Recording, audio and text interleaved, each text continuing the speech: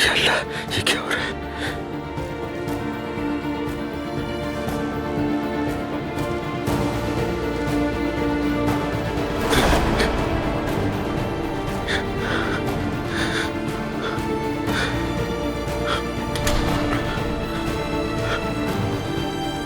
उमर, मेरे भाई, मुझे मालूम है तुम्हें मेरी जरूरत है। बस मैं तुम्हारी मदद के लिए आया हूं।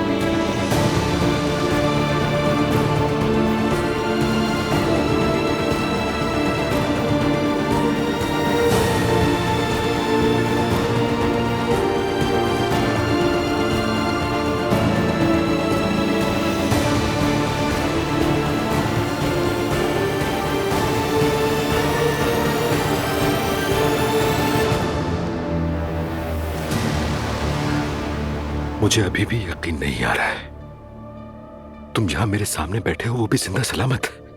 क्या यह हकीकत है? मैं तुम्हारे सामने बैठा हूं भाई, और यही हकीकत भी है। तुम इतने वक्त कहां थे? अब क्यों आए हो? क्यों? उमर, मुझे तुम्हारी बीमारी का पता है।